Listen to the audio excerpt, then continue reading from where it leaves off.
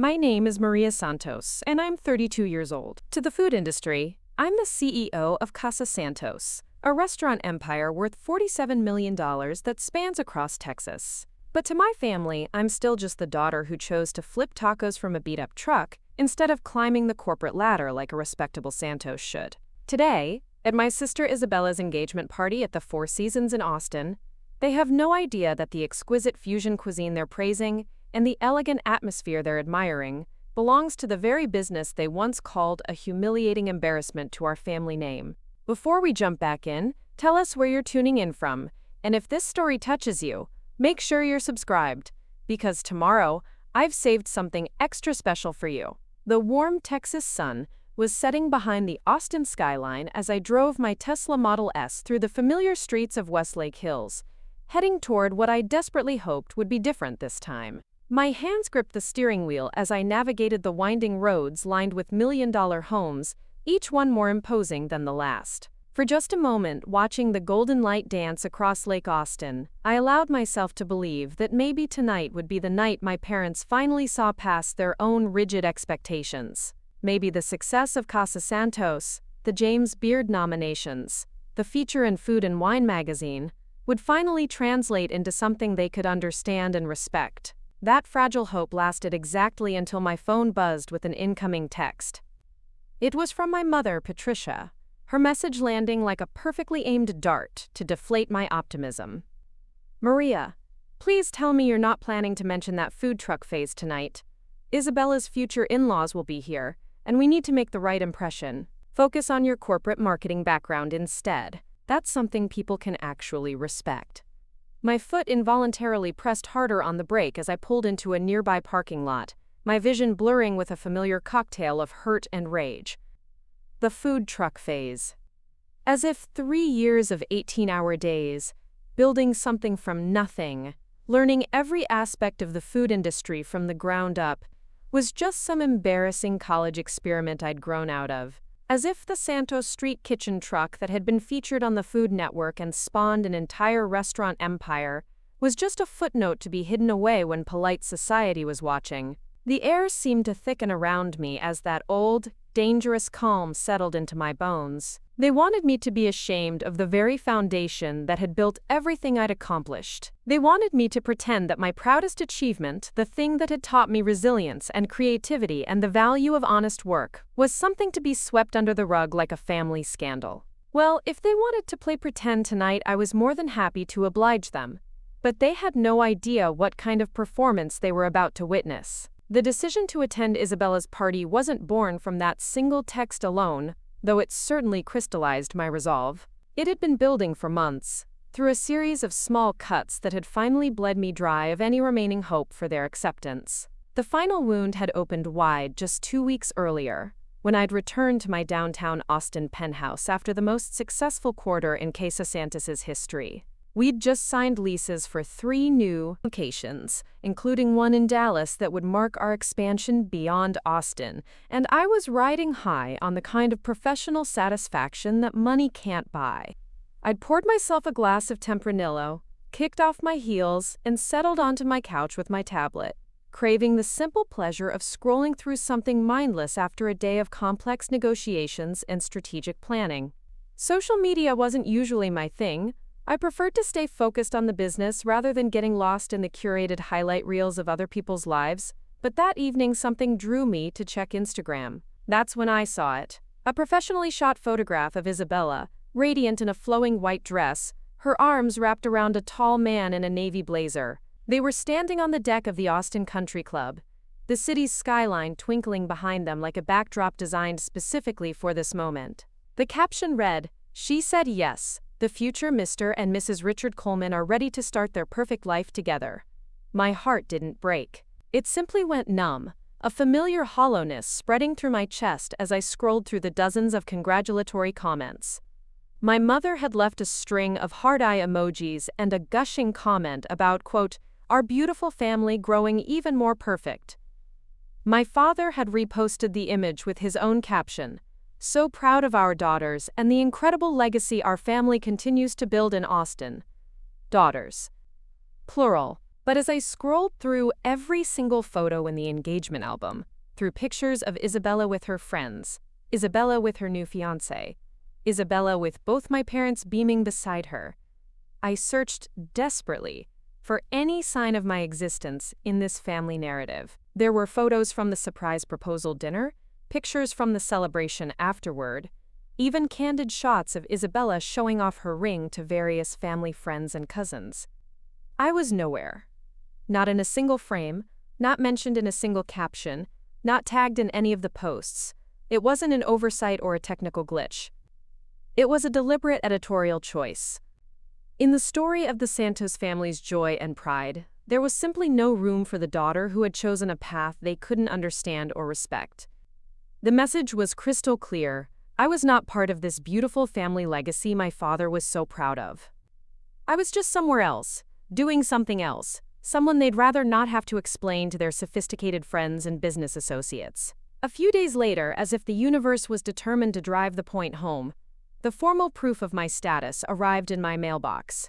It was an elegant cream-colored envelope, the kind of expensive cardstock that my mother favored for special occasions, embossed with Isabella's initials in gold foil. But even before I opened it, the address label made my stomach clench with recognition. It wasn't addressed to Maria Santos, CEO, or even just Maria Santos. It was addressed to the Santos family, Austin, Texas, as if I were just another branch office of the main brand, an afterthought to be included out of obligation rather than love. Inside, the invitation was breathtakingly beautiful, with elegant calligraphy announcing the engagement celebration at the Four Seasons. There was no handwritten note from Isabella, no personal message expressing how much she wanted me there. Just a QR code to scan for the RSVP and a printed card with the dress code and parking information. It felt less like an invitation to a family. Preparing and narrating this story took us a lot of time, so if you are enjoying it, subscribe to our channel. It means a lot to us. Now back to the story. Celebration and more like a formal notification that my presence had been deemed acceptable, provided I followed the rules and didn't embarrass anyone. That evening, I did something I hadn't done in months. I called Jake Thompson. Not because I needed to complain or vent, but because I needed to ground myself in a reality where my work and my choices had value and meaning. Jake had been my roommate at UT, back when we were both idealistic business majors who thought we could change the world with the right marketing strategy and enough caffeine. He'd been there through every stage of my journey, from my corporate days at the marketing firm to the leap of faith that became Santos Street Kitchen. I dialed his number, my hands surprisingly steady, despite the tremor in my soul. He picked up on the first ring, and I could hear the smile in his voice when he recognized my number. "Hey there, restaurant mogul," he said, his familiar warmth immediately making some of the tension in my shoulders relax. "What's got you calling on a Tuesday night? Please tell me it's not another crisis with the Dallas location permits." I didn't bother with small talk or pretend this was a casual check-in. "They're getting married, Jake," I said, my voice sounding strangely distant even to my own ears. "Isabella's engaged, and they're throwing this big party, and I'm pretty sure they'd be happier if I just didn't show up." There was a beat of silence on the other end, and I knew he was processing not just what I'd said, but what I hadn't said. Jake knew my family dynamics better than anyone.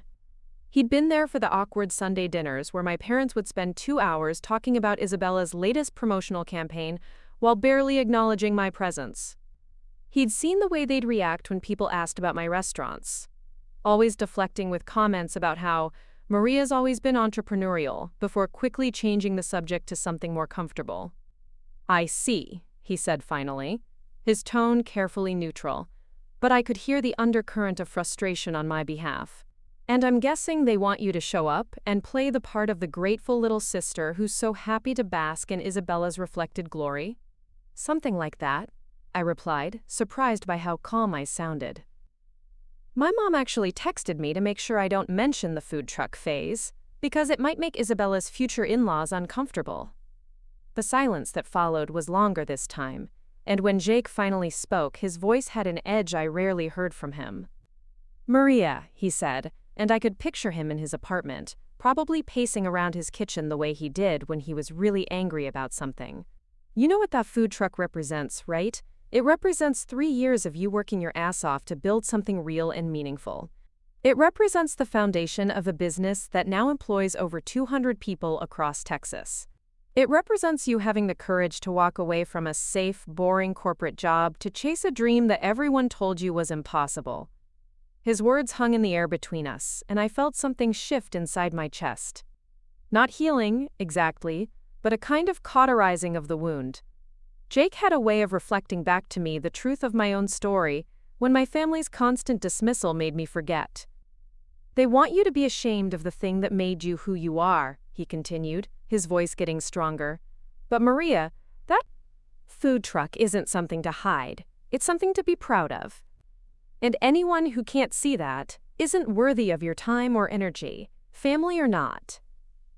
After I hung up the phone, I walked over to my home office and looked at the wall where I kept my most meaningful achievements. There was the photo of me standing in front of the very first Santos Street Kitchen truck, grinning like an idiot with flour in my hair and sauce stains on my apron.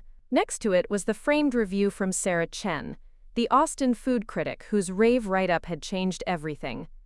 Santos Street Kitchen doesn't just serve food, it serves soul. Maria Santos has created something truly special here, a dining experience that honors tradition while pushing boundaries in the most delicious way possible.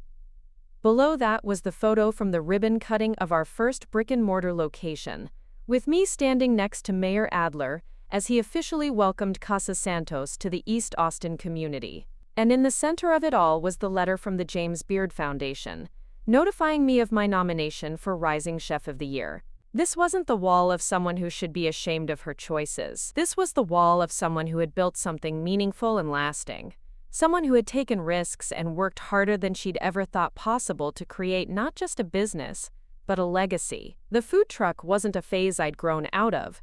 It was the seed from which everything else had grown. But even as I stood there, looking at the evidence of my success, I couldn't shake the memory of how it had all started, and how alone I'd felt during those crucial early days, when my family made it clear that they saw my entrepreneurial dreams as nothing more than an embarrassing detour from respectability. The idea for Santos Street Kitchen had been born during my last year in corporate marketing, when I was working 60-hour weeks at a prestigious firm downtown, creating campaigns for clients whose products I barely cared about. I was successful by every conventional measure, with a corner office, a healthy salary, and the kind of business cards that impressed people at networking events. But I was also miserable, counting down the hours until 5 o'clock and spending my weekends in a haze of Netflix and takeout, trying to recover from weeks that felt more like endurance tests than actual living.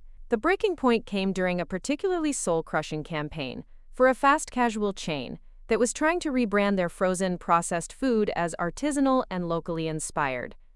I spent weeks crafting messaging that I knew was fundamentally dishonest, trying to make people believe that microwaved pasta and factory-made sauces represented some kind of authentic culinary experience. It was during one of those late nights at the office, staring at yet another iteration of ad copy that made my stomach turn, that I found myself thinking about my grandmother's kitchen. Abuela Rosa had been the heart of our family when I was growing up, and some of my happiest childhood memories were of standing on a step stool beside her, learning to make her famous carnitas and watching her transform simple ingredients into something magical. She'd never had a restaurant or a food truck or even a catering business, but everyone in the neighborhood knew that Rosa Santos made the best Mexican food this side of the border. People would show up at our back door with empty containers, hoping to trade yard work or home repairs for a container of her mole or a dozen of her handmade tamales. What if, I found myself wondering, I could take those recipes, those techniques, those flavors that had brought so much joy to so many people, and share them with a wider audience? What if I could build a business around the kind of authentic, made-from-scratch food that actually nourished people instead of just filling them up? The more I thought about it, the more the idea consumed me.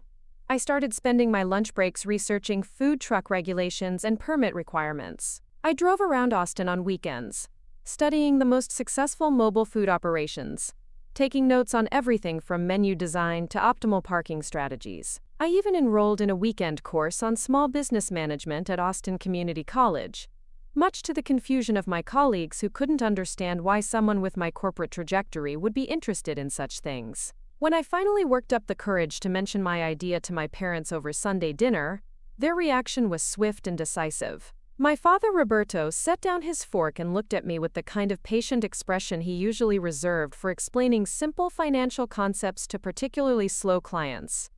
"Maria," he said, his voice carefully controlled, "you have a good job at a respected firm.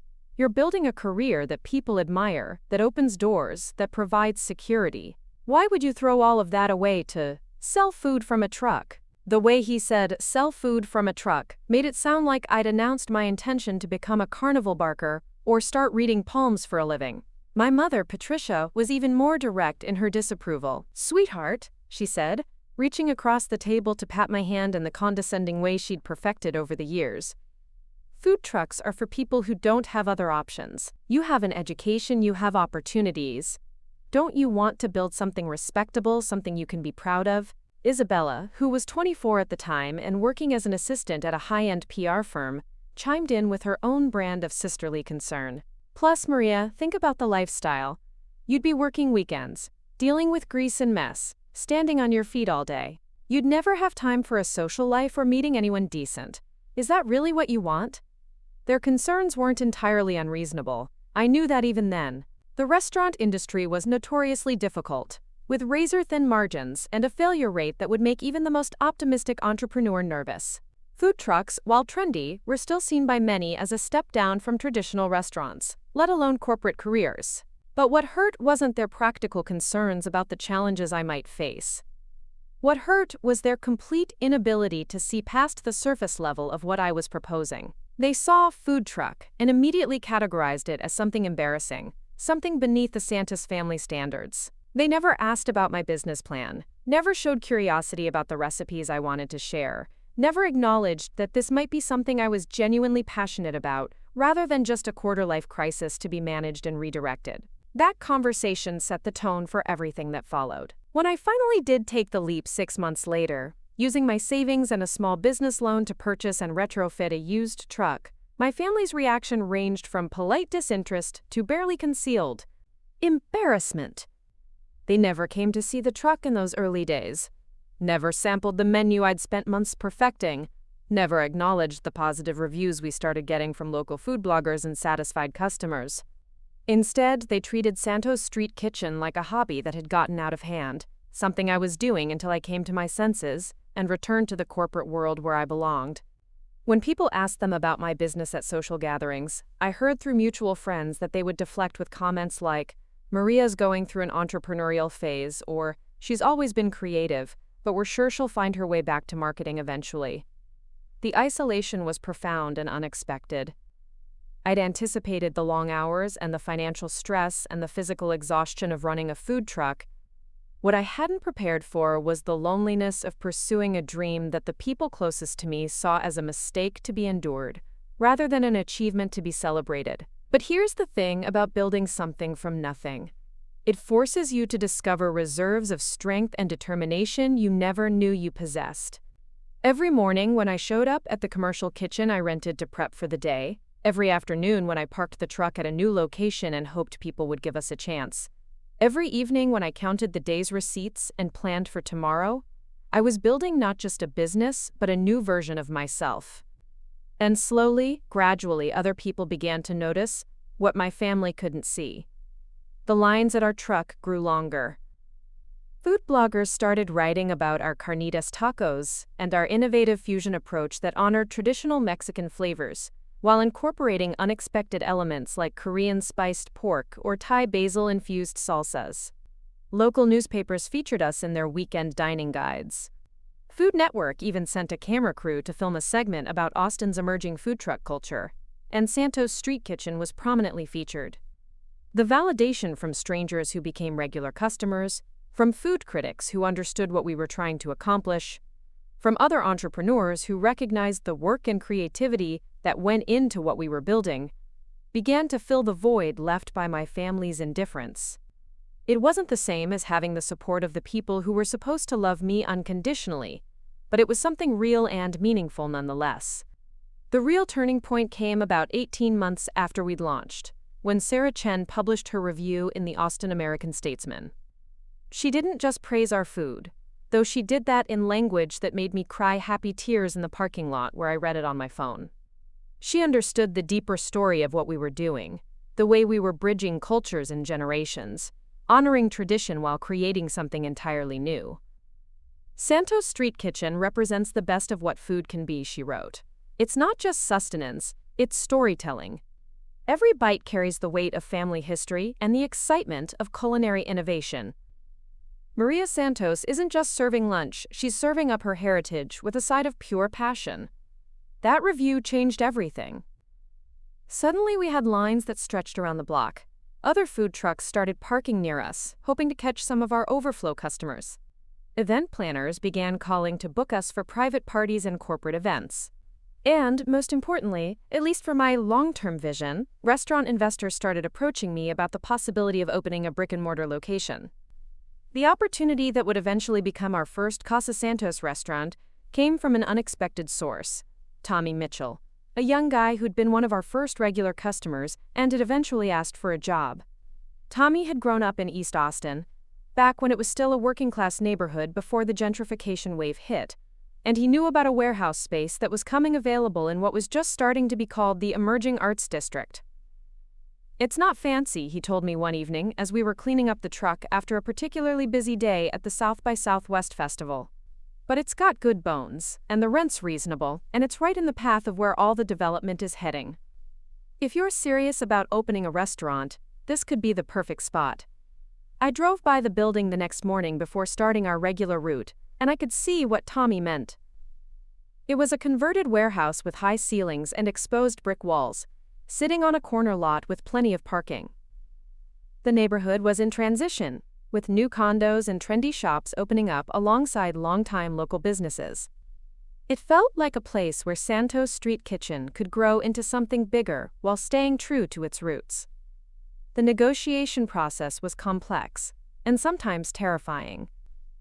I was asking investors to bet on not just my vision for a restaurant, but my ability to translate the success of a food truck into a completely different kind of operation. I spent weeks refining business plans, creating financial projections, and explaining over and over again why I believed there was room in Austin's competitive restaurant scene for what we wanted to build.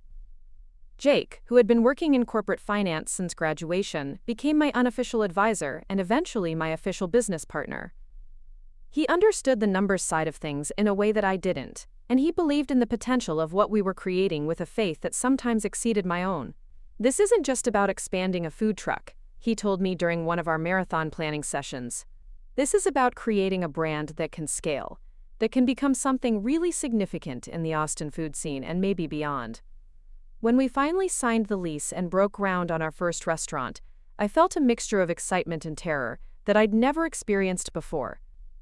This was it. This was the moment when Santos Street Kitchen would either evolve into something sustainable and lasting, or crash and burn in a very public and expensive way. My family's reaction to this milestone was characteristically lukewarm. When I called to tell them about the restaurant, my father's first question was about the financial risk I was taking on. My mother wanted to know if the location was somewhere nice that she could mention to her friends without embarrassment. Isabella asked if we'd be open for brunch, because that was more her scene than food truck dining. Nobody asked about the menu I'd been developing, or the local artists whose work we'd commissioned for the walls, or the way we were planning to create an atmosphere that would feel both sophisticated and welcoming to everyone, from families with young kids to business professionals looking for a unique dining experience. The opening of Casa Santos was everything I dreamed it would be, and more stressful than I'd imagined possible. We had lines out the door from day one, partly because of the loyal following we'd built with the food truck, and partly because of the buzz we generated in local media. But we also had the inevitable opening night glitches, an oven that kept running too hot, a server who called in sick at the last minute, a reservation system that crashed right during the dinner rush. I was everywhere at once that first week, expediting orders in the kitchen, seating guests when we got backed up, even bussing tables when necessary. I went home each night exhausted, but exhilarated, covered in grease stains and flour but buzzing with the energy of something that was working, something that was growing into exactly what I'd envisioned. And through it all, my family remained politely distant observers. They came to the soft opening, of course, because it would have been too obvious if they'd stayed away entirely. But they arrived late, left early, and spent most of their time talking to each other rather than engaging with the other guests or really experiencing what we'd created.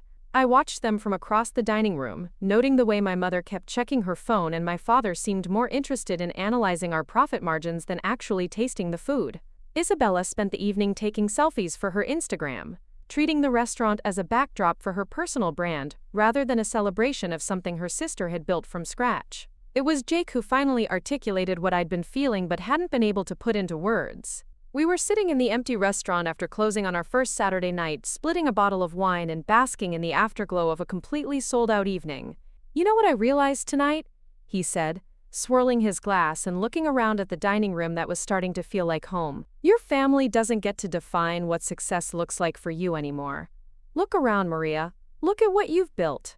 This place is packed every night. You're employing 30 people. You're getting reviews that would make most restaurateurs weep with joy. You don't need their approval to know that you've made it." He was right, of course. But knowing something intellectually and feeling it emotionally are two entirely different things. I still found myself hoping, each time I achieved some new milestone or received some new recognition, that this would be the moment when my family finally understood what I'd been working toward all along. That hope became a beautiful, dangerous thing over the following months as Casa Santos continued to exceed every expectation I'd dared to set. We were booked solid 6 weeks in advance. The Austin Business Journal featured us on their cover with the headline, "From Food Truck to Empire, the Santos Success Story."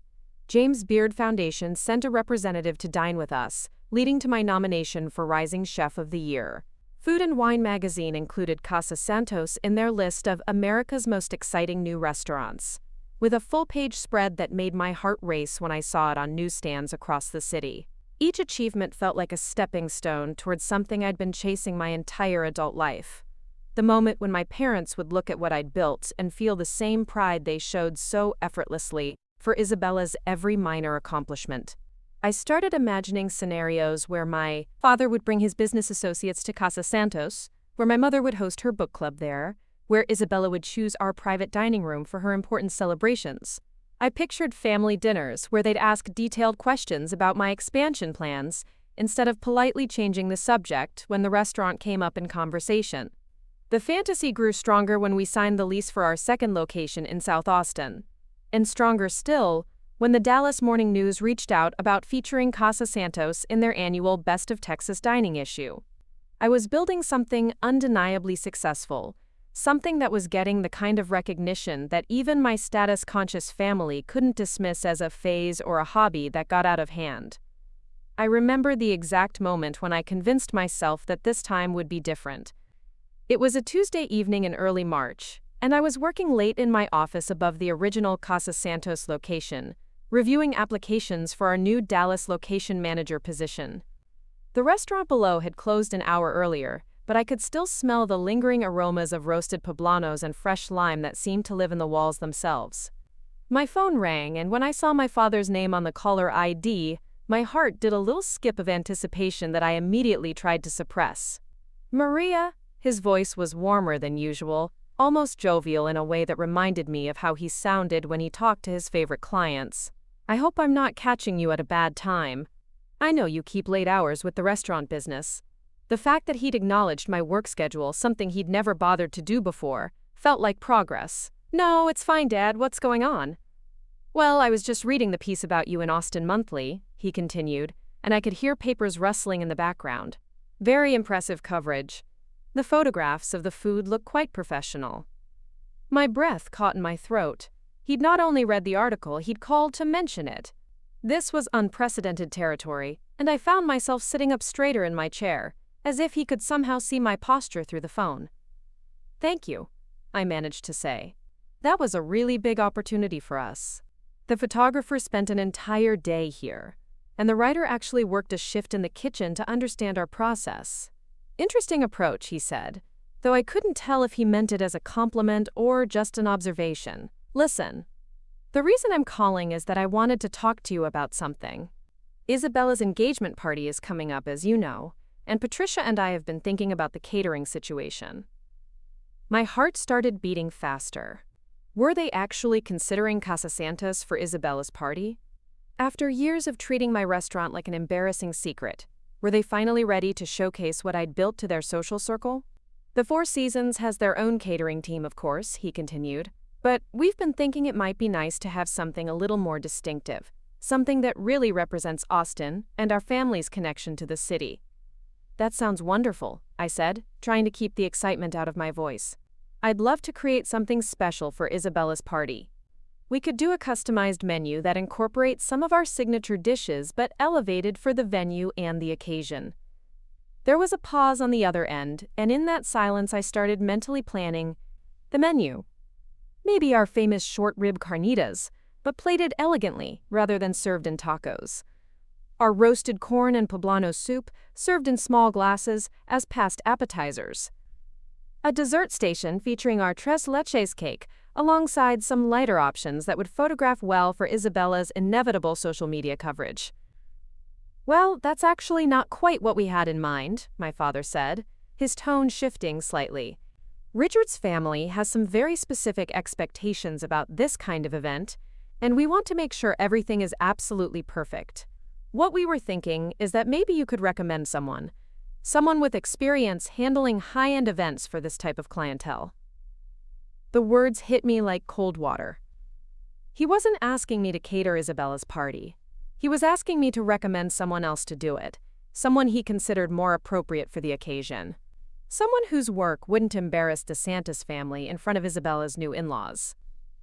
I see, I said, my voice carefully neutral even though I felt like the air had been sucked out of the room. You want me to recommend a different caterer. It's nothing personal, sweetheart, he said, using the same tone he employed when he had to deliver bad news to clients. It's just that this is such an important event for Isabella, and we want to make sure we're working with someone who really understands this level of entertaining. Someone who's used to working with the Four Seasons, who knows how to handle the logistics of a formal event. I wanted to point out that Casa Santos had catered dozens of high-end events, including corporate parties for some of Austin's most prominent law firms, and a fundraising gala for the Austin Symphony. I wanted to remind him that we'd been featured in Texas Monthly's list of best catering services just 6 months earlier. I wanted to ask him exactly what kind of clientele he thought we weren't sophisticated enough to serve. Instead, I heard myself saying, of course. I understand completely. Let me think about who might be the best fit, and I'll send you some recommendations. That would be perfect, he said, his relief audible through the phone. You know the Austin restaurant scene better than anyone, so I'm sure you'll point us in the right direction. And Maria? Thank you for being so understanding about this.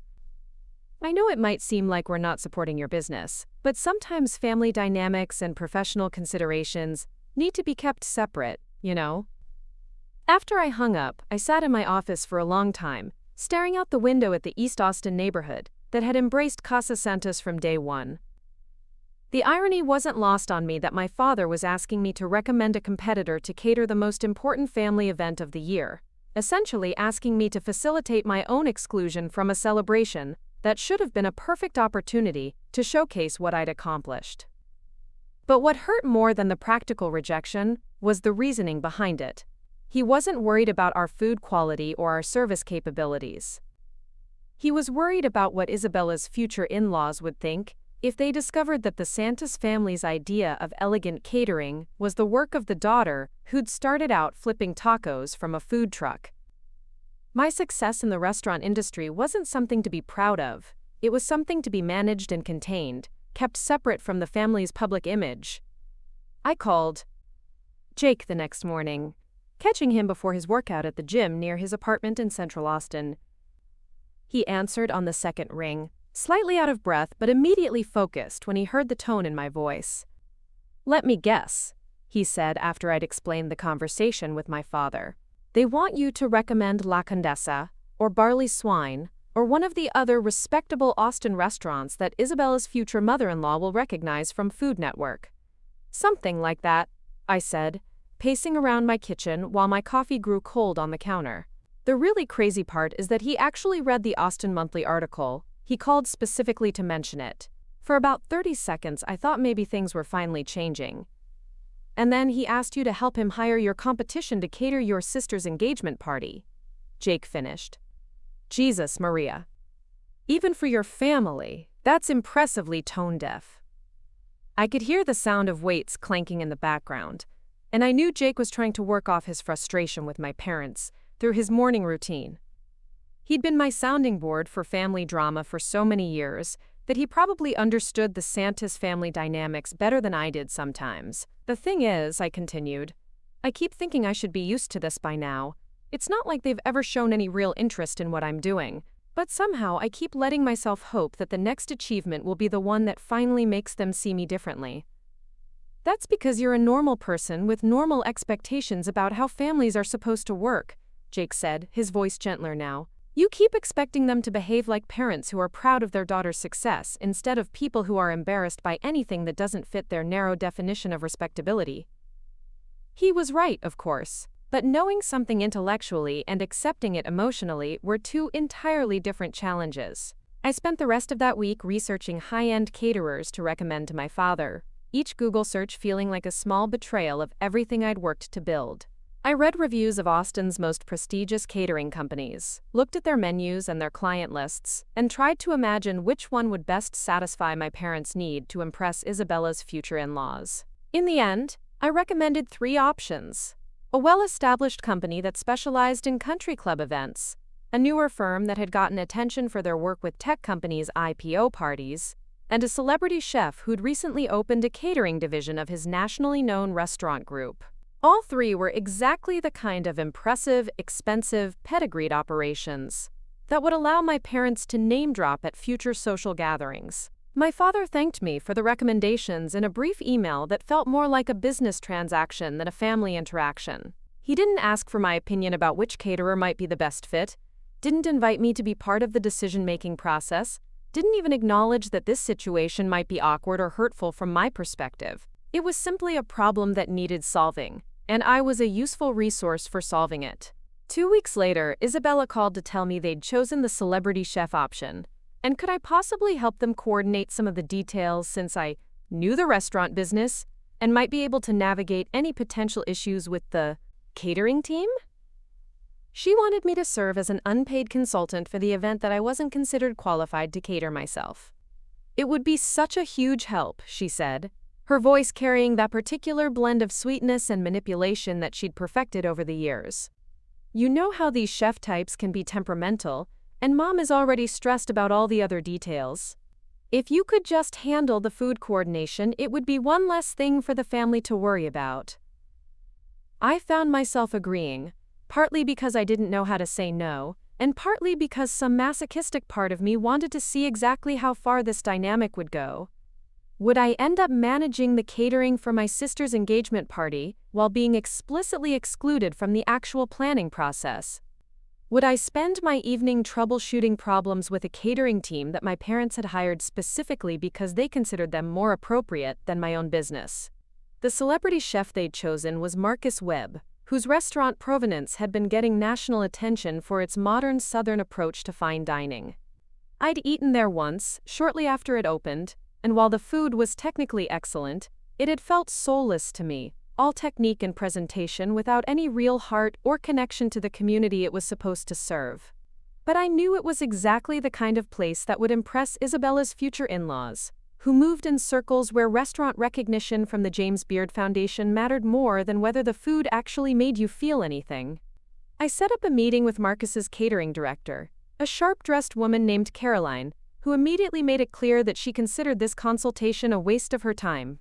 She explained their standard party package with the kind of brisk efficiency that suggested she dealt with anxious family members all the time, and didn't particularly enjoy it. The menu is fairly set, she told me, sliding a printed sheet across the table at the coffee shop where we'd agreed to meet. We don't typically do customization for events of this size. Your sister's party will feature our signature appetizer selection, our standard dinner service, and our dessert presentation. It's all very streamlined and professional. I looked at the menu and saw exactly what I'd expected: Safe, expensive, unmemorable food that would photograph well and offend no one. Seared scallops with cauliflower puree, beef tenderloin with truffle butter, chocolate tart with gold leaf garnish. It was the kind of catering that treated food as a status symbol, rather than something meant to bring people together or create lasting memories. "This looks very elegant," I said, because there was nothing else I could say. "I'm sure Isabella will be thrilled." "We certainly hope so," Caroline replied, already gathering her materials to leave. "If there are any issues on the day of the event, you can reach me directly, but I expect everything will go smoothly. We've been doing this for a long time." As I watched her walk away, I couldn't help thinking about what Casa Santos could have created for Isabella's party. We would have started with Isabella's favorite foods from childhood, then elevated them in ways that honored both tradition and innovation. We would have incorporated elements that told the story of our family's heritage, maybe featuring some of Abuela Rosa's recipes, alongside modern interpretations that reflected who we'd all become. The food would have been a celebration not just of Isabella's engagement, but of De Santos family's journey and values. Instead, Isabella's guests would be served the same menu that Marcus Webb's team prepared for dozens of other high-end events throughout the year, indistinguishable from corporate product launches and charity fundraisers, and all the other occasions where impressive presentation mattered more than personal meaning. But even as I felt frustrated by the missed opportunity, I found myself getting pulled deeper into the planning process.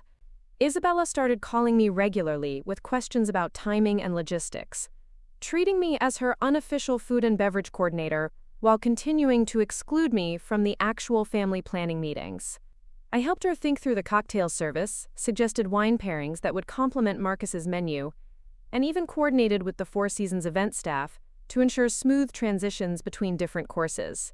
My parents seemed relieved to have someone handling these details, but they never acknowledged the irony of relying on my expertise while simultaneously deciding that my restaurant wasn't sophisticated enough for their standards. I was good enough to solve their problems, but not good enough to be trusted with their reputation. The final planning meeting took place at my parents' house in Westlake Hills on a Sunday afternoon in early April. I wasn't officially invited, but Isabella had asked me to stop by afterward to go over some last-minute details, so I arrived just as the formal meeting was wrapping up. Through the large windows of my father's study, I could see him and my mother sitting around the polished conference table he used for business meetings, along with Isabella, her fiancé Richard, and his parents. I waited in the kitchen, listening to the animated conversation drifting from the study. They were discussing seating arrangements and photo opportunities, transportation logistics for elderly relatives, and the timeline for speeches and toasts. It was the kind of detailed, collaborative planning that I'd always imagined families did together for important celebrations, and it struck me that this was the first time I'd ever witnessed it from the outside. When the meeting finally ended and the Coleman family left, Isabella found me sitting at the kitchen counter, scrolling through my phone and trying to look like I hadn't been eavesdropping on their family planning session. "Oh good, you're here," she said, pulling out her own chair and immediately launching into a list of remaining concerns. "So we've finalized everything with Marcus's team, but I'm still worried about the timing between the cocktail hour and dinner service. Caroline said they'd handle all the transitions, but you know how these events can be. What if there's a gap where people are just standing around with nothing to do?"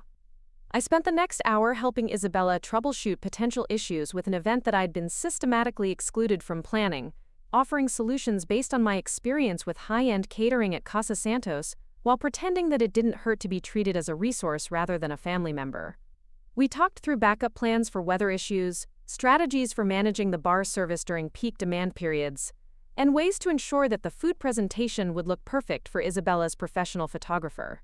As we were wrapping up, my mother appeared in the kitchen doorway, looking slightly frazzled but pleased with how the afternoon had gone. "Oh, Maria, I didn't realize you were here," she said, though I was sure Isabella had mentioned that I was coming by. "Thank you so much for helping coordinate all the food details. It's such a relief to have someone who understands these things handling it for us." "Of course," I said, because what else could I say? I'm happy to help make sure everything goes smoothly for Isabella. "You know," my mother continued, settling into the chair across from me with the air of someone who was about to deliver an important piece of wisdom, This whole experience has really made me appreciate how complicated event planning can be. I have so much more respect now for what professional caterers do. It's clearly much more involved than I realized. The comment landed like a backhanded compliment, acknowledging the complexity of the work while simultaneously reinforcing that she didn't consider me a professional caterer in the same category as Marcus Webb's team.